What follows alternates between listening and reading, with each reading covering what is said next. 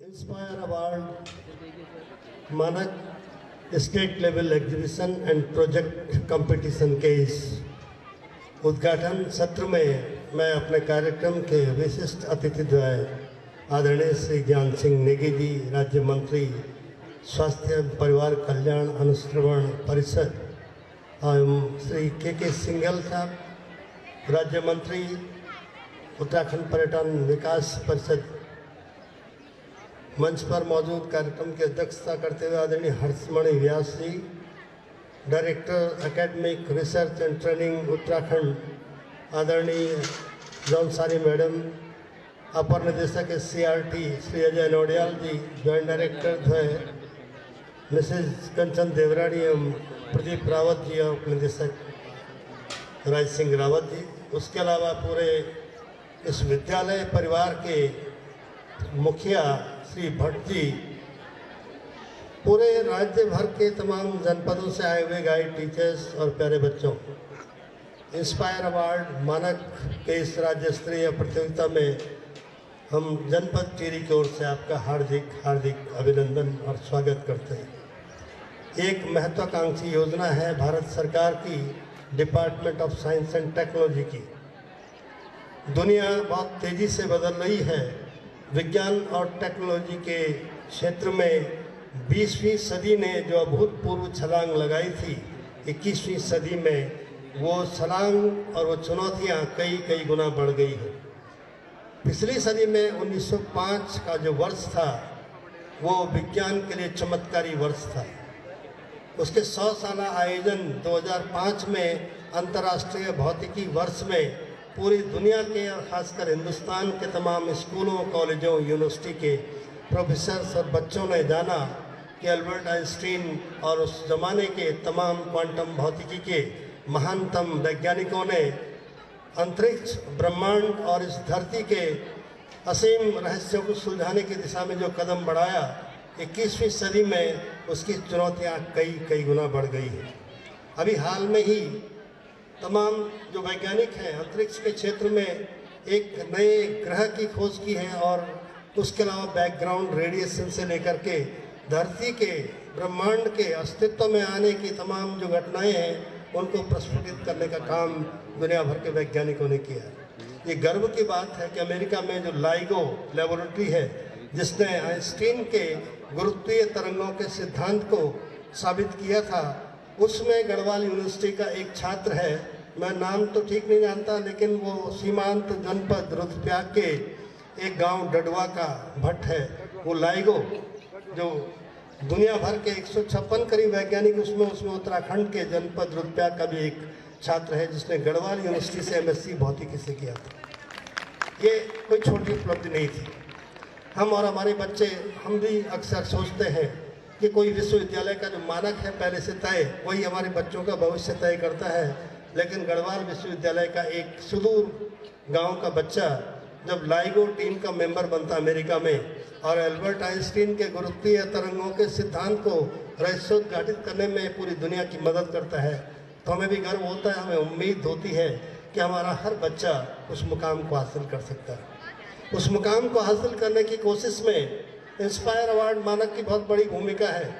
बाकी कामों में स्कूल अपने संसाधन पर बच्चों के प्रोजेक्ट तैयार करते हैं। यहाँ गवर्नमेंट ऑफ इंडिया बच्चों को उनके प्रोजेक्ट प्रस्तावों को स्वीकार करके उसका मूल्यांकन करके अग्रिम 10,000 रुपये उनके खाते में डालती है ताकि वो अपना प्रोजेक्ट तैयार कर सकें।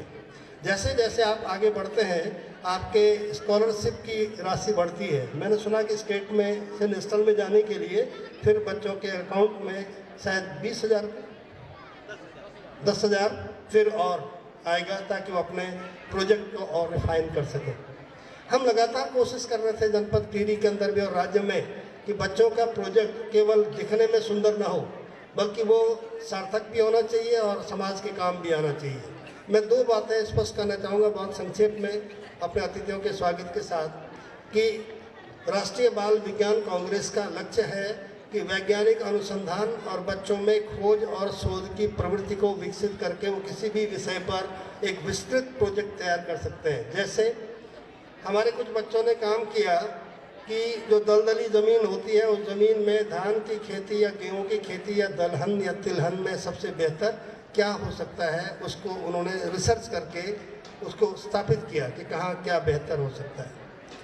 राजस्थान के बच्चों ने कहा कि जो ये मार्बल स्लरी है वो धान के खेतों को बर्बाद कर रही है, जो मार्बल के पत्थर काटने से जो धूल उड़ती है। राष्ट्रीय जो विज्ञान महोत्सव होता है उसकी अवधारणा कुछ अलग किस्म की है।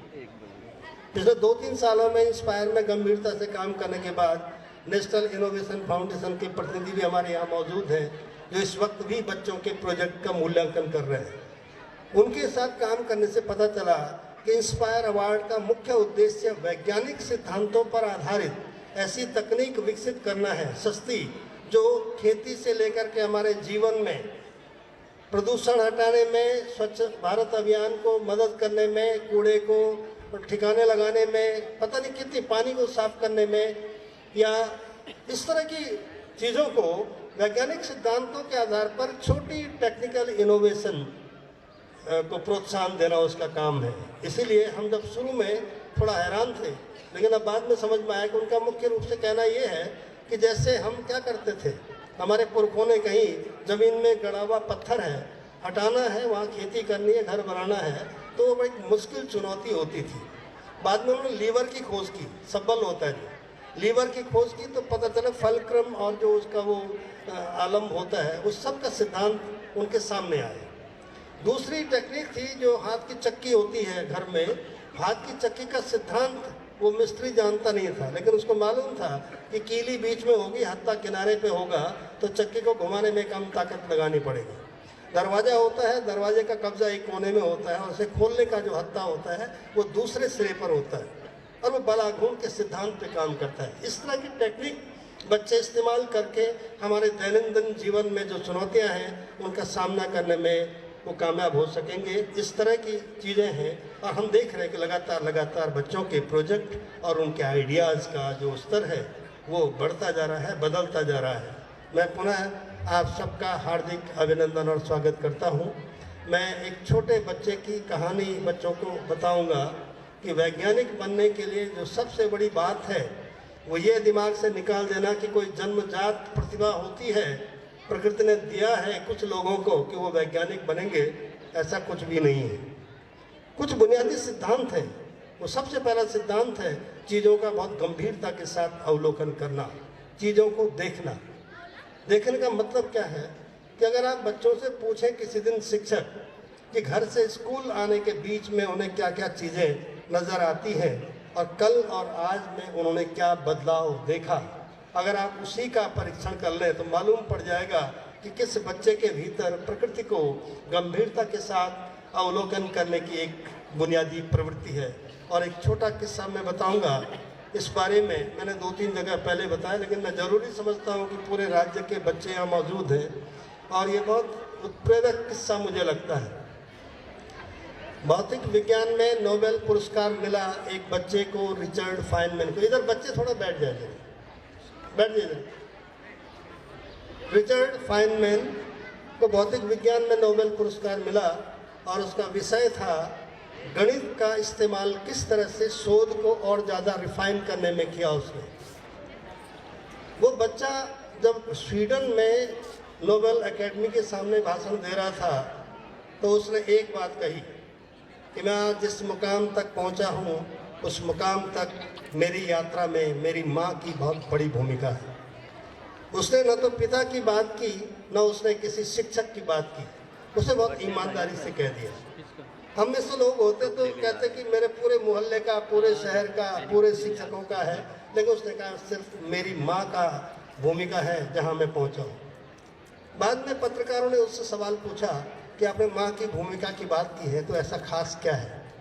उसने कहा मेरे पिता काम करते थे दफ्तर में, मेरी माँ गृहिणी थी। रोज़ मैं स्कूल से घर आता था, मेरी माँ मुझसे पूछती थी कि आज रिचर्ड स्कूल में तुमने क्या पूछा। वो परेशान हो गया। उसने कहा माँ हमेशा क्या पूछेंगे यार, इतना आसान होता पूछना, टीचर को देख के डर लगता है, क्या पूछेंगे। उसने अपने दोस्तों से पूछा कि मेरी मम्मी रोज़ मुझसे कहती है कि स्कूल में तुमने आज क्या पूछा। क्या तुम्हारी मम्मी पूछती है ऐसा? उन्होंने कहा नहीं, हमारी मम्मी तो कुछ और पूछती है। क्या कहती है? कि हमारे मम्मी या पापा कहते हैं कि आज स्कूल में सर या मैडम ने तुमसे क्या पूछा, और हम जब बताते हैं कि हमने क्या जवाब दिया तो हमारे मम्मी पापा हमारे जवाब को ठीक करने की कोशिश करते हैं। रिचर्ड घर आया, अपनी माँ से कहा कि मम्मी तुम कौन सा उल्टा राज चलाती हो? मेरे सारे दोस्तों की माँ पूछती है कि स्कूल में टीचर ने तुमसे क्या पूछा, और तुम क्या पूछती हो मुझे कि तुमने क्या पूछा? उसकी माँ ने कहा, रिचर्ड, ज्ञान का निर्माण जवाब देने से नहीं होता, सवाल पूछने से होता है। अगर सवाल नहीं उठेगा जहन में तो जवाब भी नहीं आएगा। और तब उसने एक किस्सा बताया कि वो 8 साल का था, सिर्फ 8 साल का।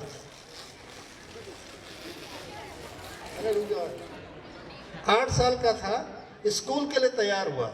उसकी माँ ने किचन से उसका टिफिन उठाया, बैग उठाया। जब कमरे में आई तो देखा कि रिचर्ड घुटनों के बल बैठा हुआ है और कमरे के एक कोने से चींटियों की कतार निकल के आ रही है, एक कतार इधर और एक उधर। बच्चा घुटनों के बल बैठा हुआ चींटियों की कतार को देख रहा है। उसकी माँ दरवाजे पर खड़ी हो गई, वो देखती रही कि मेरा बच्चा करता क्या है। वो गया और एक पत्ता उठा के लाया, चींटियों की लाइन में लगा दिया। चींटियाँ उस पर चढ़ गई, उसने पत्ता हटाया, चींटियों की लाइन में भगदड़ मच गई। फिर वो शुगर क्यूब लेके आया, इधर रखा उधर रखा, और ये देखता रहा कि ये चीनी के क्यूब पर चींटियाँ आकर्षित होती कैसे। आधा घंटा बीत गया, माँ ने बच्चे को डिस्टर्ब नहीं किया, वो कमरे में वापस गई, टिफिन भी रख दिया, बैग भी रख दिया। स्कूल नहीं गया बच्चा। शाम को कहता है वो कि मेरे पिता ने घर आके मुझसे पूछा कि रिचर्ड आज स्कूल में क्या हुआ। तो उसकी माँ ने कहा कि ये आज स्कूल गया ही नहीं। तो पिता ने कहा कि क्या तबीयत खराब हो गई थी? उसने कहा नहीं, तबीयत खराब नहीं हुई थी। जब मैं स्कूल की तैयारी के लिए कमरे में आई तो उस समय रिचर्ड चींटियों की कतार के सामने घुटनों के बल बैठा हुआ देख रहा था उनको। तो मैंने उसको डिस्टर्ब करना ठीक नहीं समझा और ये 1 घंटे तक उन चींटियों के साथ काम करता रहा। तो बाप को बड़ा गुस्सा आया, उसने कहा बेवकूफ़ हो तुम यार, चींटियों की एक कतार देख रहा बच्चा और तुमने उसका स्कूल छुड़वा दिया, एक दिन गायब हो गया। आज जो सामाजिक सोशल साइंस में, इंग्लिश में, मैथ्स में दूसरे बच्चों ने सीखा होगा, ये तो गया। उसकी माँ ने कहा कि जो सबक इसने आज सीखा है चींटियों के साथ, वो कोई स्कूल नहीं सिखा सकता। वो बच्चा है जिसने 8 साल की उम्र में चींटियों के साथ अपने एक्सपेरिमेंट पर 5 पन्ने का निबंध लिखा कि चींटियां कैसे व्यवहार करती हैं। यह है अवलोकन की ताकत, और वही अवलोकन की ताकत है जिसने रिचर्ड को हिंदुस्तान ने दुनिया भर के अंदर एक नोबेल पुरस्कार प्राप्त भौतिक विज्ञानी बनाया। मैं बच्चों से केवल यही कहूँगा, और मैं टीचर्स से सवाल पूछूंगा, हम लोग भी माँ और पिता हैं। अगर हमारा बच्चा चींटियों की कतार के सामने ऐसे घुटनों के बल बैठा होता तो क्या हम उसके साथ इतने धैर्य से काम करते? मुझे लगता नहीं करते। हम उसकी बाँह पकड़ते, कहते चलो स्कूल का टाइम हो गया, बस खड़ी है बाहर। उस बच्चे का जो पूरा का पूरा कॉन्शियस है वो भंग हो गया। ये बनने की प्रक्रिया है। मैं आह्वान करता हूँ, इसी के साथ मैं फिर से, कल भी मौका मिलेगा, लेकिन मैं सबसे पहले इस विद्यालय के जो प्रबंध समिति के अध्यक्ष हैं, हमारे कार्यक्रम के मुख्य विशिष्ट अतिथि भी हैं आदरणीय ज्ञान सिंह नेगी जी, आपका प्रबंधक है व्यास जी, और इस कार्यक्रम की अध्यक्षता कर रहे हैं। इस विद्यालय के प्रधानाचार्य हैं भट्ट जी, सारा स्टाफ है आपका, सारे विद्यालय परिवार का मैं हृदय से आभार प्रकट करता हूँ कि इतना शानदार आयोजन यहाँ जो हो रहा है उसमें आपकी बहुत महत्वपूर्ण भूमिका है। मैं आपके बच्चों का भी आभार व्यक्त करता हूँ कि वो पूरे प्रदेश से आए हुए बच्चों के साथ में एक संवाद करेंगे, देखेंगे कि किस तरह से बच्चों ने एक अभिनव प्रयोग के साथ यहाँ अपनी भागीदारी सुनिश्चित की है। मैं पुनः अपने यहाँ निदेशक महोदय एकेडमिक रिसर्च एंड ट्रेनिंग और आपके साथ में पूरे विद्यालय परिवार जो हमारे मुख्यालय से आए हैं, आप सबका स्वागत करता हूँ, प्यारे बाल वैज्ञानिकों का। और 2 दिन के लिए हमने अपनी तरफ से आवास की, भोजन की और आपके प्रतियोगिता जो हो रही है उसके लिए कक्षों की समुचित व्यवस्था की है। लेकिन उसके बाद भी अगर कोई असुविधा होगी तो मैं समूची आयोजन समिति की ओर से आपसे क्षमा चाहूँगा और मैं चाहूँगा कि आप खुल के बता दें कि कल शाम जो टीमें आई हैं और आज भी आपकी आवास व्यवस्था है उसमें कोई खामी है तो आप बता देंगे। हम बिल्कुल भी नहीं चाहेंगे कि 13 जनपदों में से कोई भी बच्चा एक शिकायत लेके यहाँ से जाए। ये हमारे लिए हमारी मेहनत का मुझे लगता है कि कसर रह जाएगी। तो मैं आप सबका पुनः धन्यवाद करता हूँ। Thank you.